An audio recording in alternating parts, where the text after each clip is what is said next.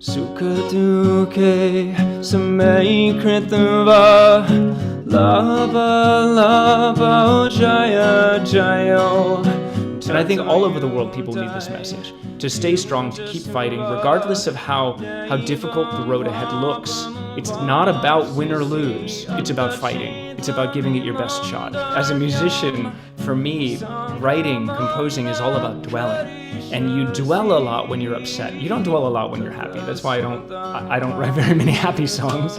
My songs are generally love songs, romantic songs, but they're pensive, they're thoughtful.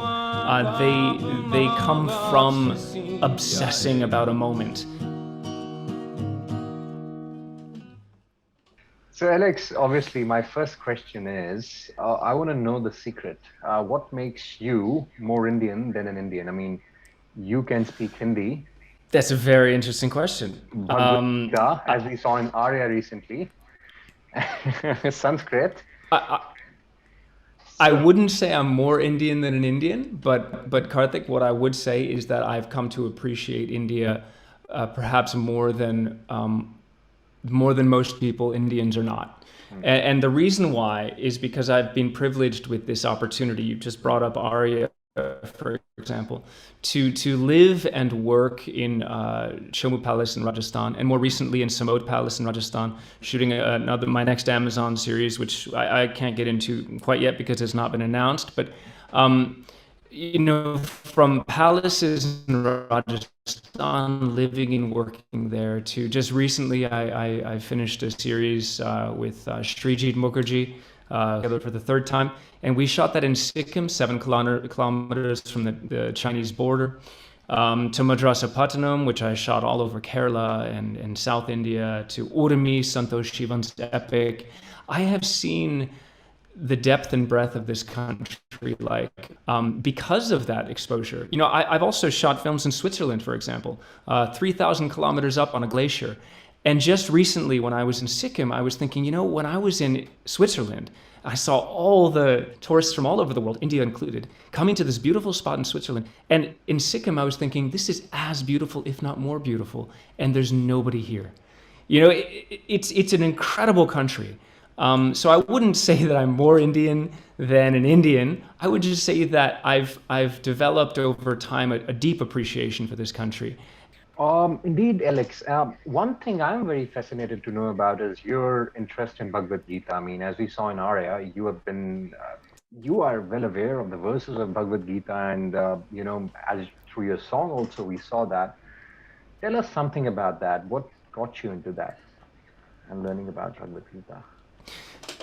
Let me play something for you. I never have a guitar far from me. If you've seen the Bhagavad Gita song, the version that I composed using the Bhagavad Gita shlokas, it's on my YouTube channel. But essentially, Sukha dukhe samay kritava lava lava jaya jayo tato yuntai yunjasuva naivam papam vapsisi attachitvam imam dharmyam sangramam na karishasi tatasmadharmam kirtam cha hitva papam vapsisi yaenam. So these shlokas, my relationship with the Bhagavad Gita began when I started working on my role, Bob Wilson, for Arya. And when I was promoting the series, I was in Amsterdam. I was 7,000 kilometers away, but everybody might as well have been 7,000 kilometers away because it was the first lockdown. And so I was kind of patched in from the Netherlands for the promotions. And I was watching episode 9 where my character Bob Wilson performs these same shlokas, but in the style of Vishal Khurana.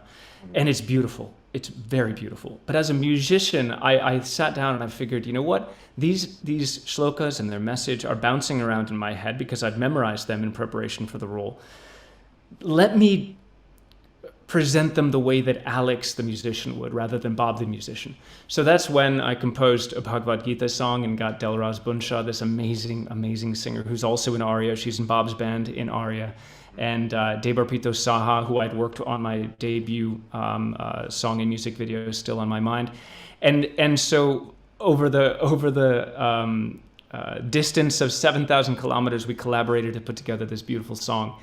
And the reason is because I really felt that, after having read the Bhagavad Gita, much of it, not the whole thing, after having memorized an even smaller part of it, very, very small part of it, only a few shlokas that were most central to Bob Wilson and Arya, I felt that upon the release of the series, I looked around and saw that these shlokas and their message were as appropriate in this moment as they were 1,800 years ago when they were written. And it's all about the fact that it's a fight song.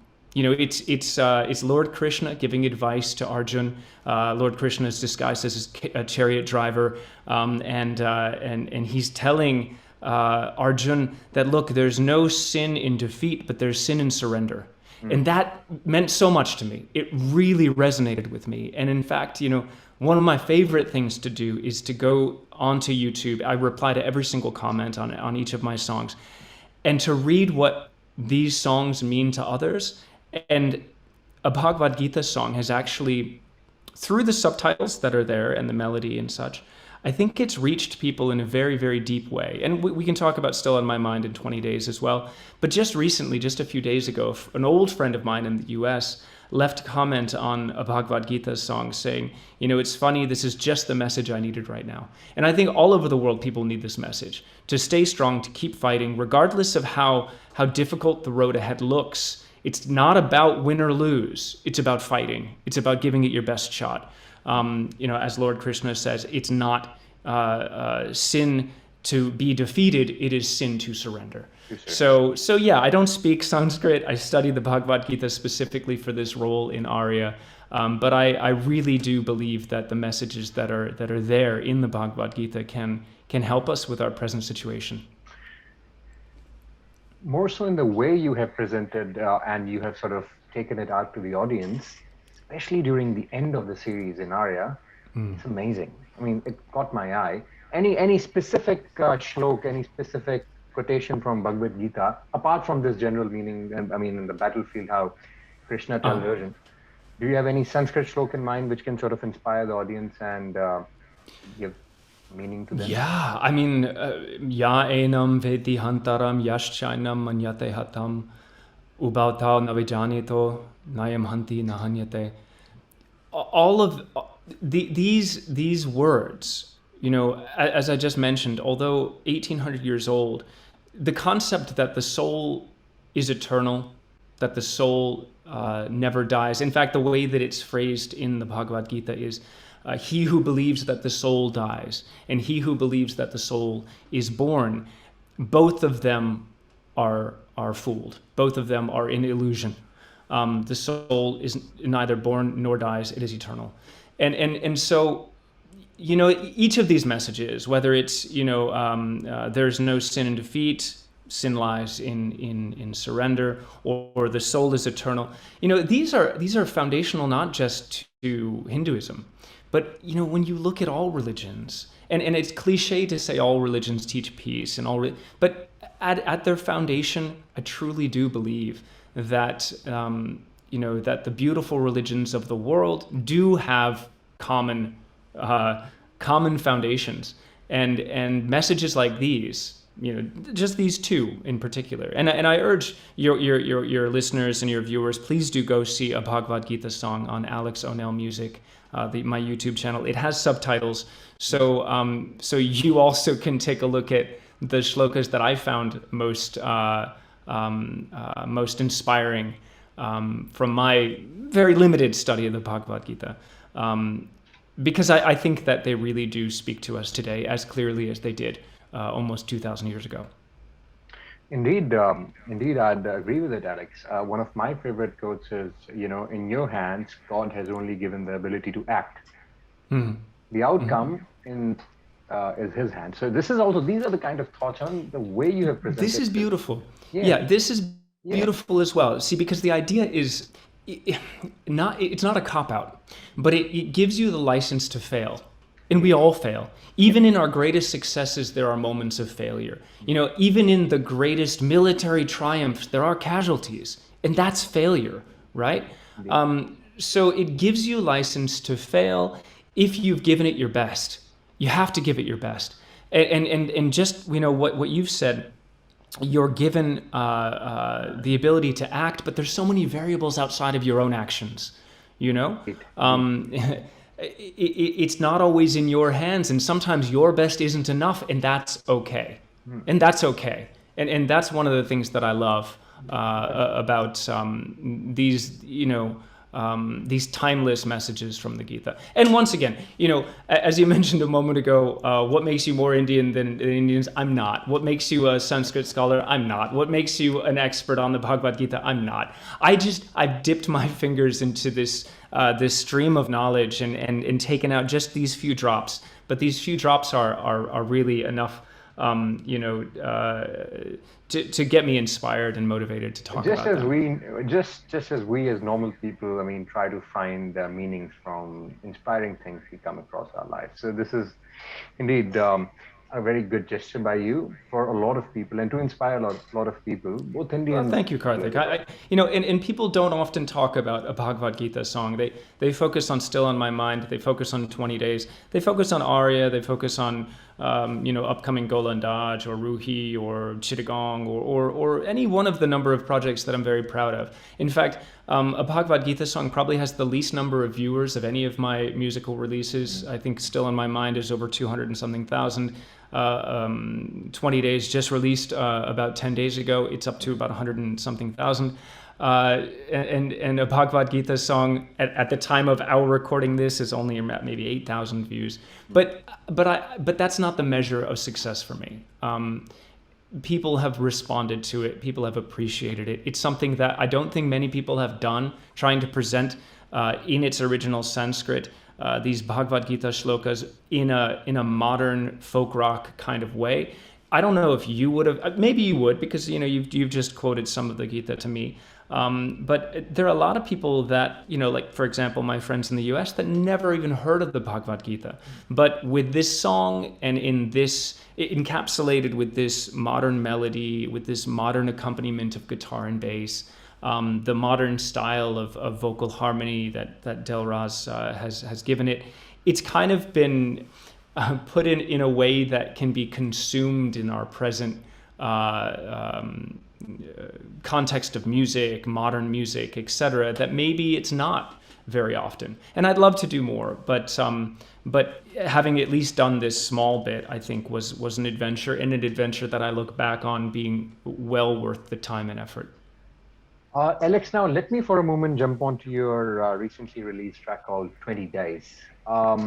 What was the idea behind 20 Days? What does it signify? All of my music is autobiographical, so it's about it's a strange song.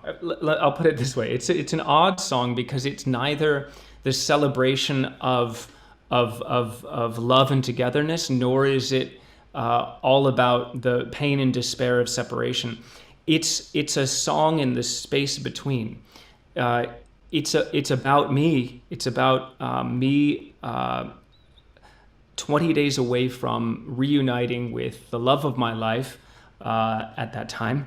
And we've been apart for almost a year. We've separated because she had moved to a different part of the country. And in 20 days from now, I need to figure out what I'm going to do. Am I going to tell her how I feel about her, or am I going to not? And if I don't, then I'm safe. I have a friendship. If I risk everything by telling her how I feel, I risk losing everything. So this is a song about that indecision. It's a song about that tension. It's a song about the space in between, which I don't think people write about very much, because I don't think we often have the time to dwell. As a musician, for me, writing, composing is all about dwelling. And you dwell a lot when you're upset. You don't dwell a lot when you're happy. That's why I don't I don't write very many happy songs. Um, my songs are generally love songs, romantic songs, but they're pensive, they're thoughtful. They come from obsessing about a moment. Now, this moment allowed itself to be obsessed over because it was 20 days before this moment was going to happen. So it's an anomaly in that sense. It's very different. Still on my mind is looking back at the past and coming to terms with it. 20 days is looking at the past, looking at the future, stuck in the moment. And for that reason, it's a very unique song from my perspective. But yeah, like all of my music, it's autobiographical, and like all of the music that I've released, this is my second original song and music video in English, and obviously it's about a girl. I think that's where a lot of my motivation comes from. I hope the song conveyed your intentions and thoughts and feelings about that girl more comprehensively than you were able to convey back then. I just hope. I think that artists, we all have competing feelings, to be vulnerable and yet to not, to hide that vulnerability, just as we all do. People in general never really want to say exactly what they're feeling for fear that they might be judged, for fear that they might be denied, for whatever reason. There's always a lot of fear in revealing how you feel and being truly vulnerable. So as musicians, what we do is at least musicians like me, we take that experience, that vulnerability, and we wrap it in poetry to hide a little bit of its meaning, and then we wrap that poetry in melody. It hides a little more of its meaning, and we wrap that melody in accompaniment. And finally, what you have is something that people can hum along to without really understanding what it's about. But there are people that will peel the layers off and find the experience at the core. And honestly, at the end of the day, those are the listeners, those are the comments, those are the emails, messages, and that you really look forward to, even though you're scared. Because you put that out, you put your art out there almost begging people to judge you. So you hide it within, you hide the meaning underneath these layers. But when someone that appreciates it can discover the meaning, that's something that is truly special. Indeed, Alexx. Alexx, this is a question from one of your fans. I mean, it's one of my friends. I mentioned to him I'm going to interview soon.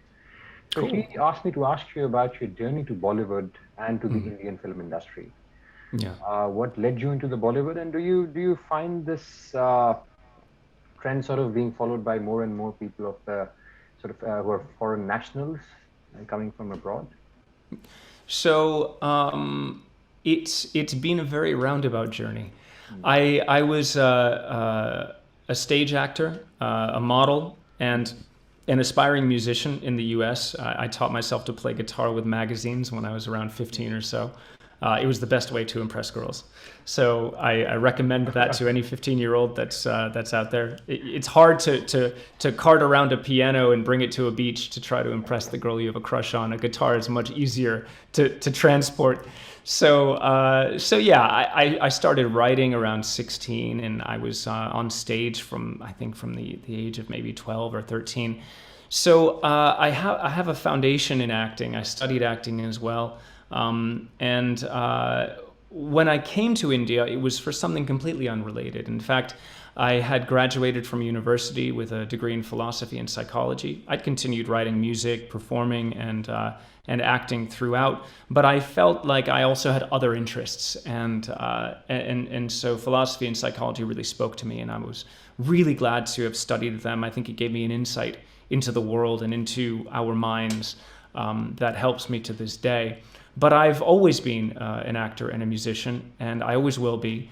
While I was in India, I was actually working for a small multinational from the US. I was working here in Mumbai, as well as in Delhi, in Durban, South Africa, in Manila, in the Philippines. I was traveling a lot. And friends of mine here in Mumbai were involved in the film industry. I think it's hard to find people that are not involved in the film industry if you're in Mumbai. It is the Hollywood of India, so you throw a rupee coin and you'll hit 10 actors before it hits the ground. But I was asked by a friend of mine to to just go and do this modeling assignment just for fun, and I did. And kind of organically, because I wasn't chasing it, it just organically happened. My modeling led to more modeling assignments, led to my first ads, which led to my first films, Chinikam, Loins of Punjab Presents. And that led to an offer for myself and my girlfriend at the time to participate in Nach Baliye, which was or is a nationwide dance reality show. So I spent a few weeks, I think it was 5 or 6 weeks, dancing, just focused on dancing. That was insane, Karthik. I am not a dancer. I'm not a dancer, but Come on, it was an experience. You can be a model, you can be an actor, you can be a singer.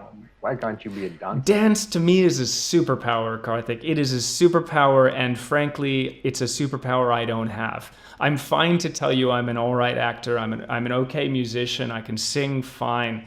But dance, if I'm honest with you, it is not something that I am very good at. And I know that because I've tried. I know that because I did spend the time. I did put in the effort. And ultimately, we were successful enough, but it's something that I needed to experience once, perhaps, and not again. Thanks for watching the video. If you like it, please press the like button, share your views in the comment section, and please subscribe to India News TV for more such updates.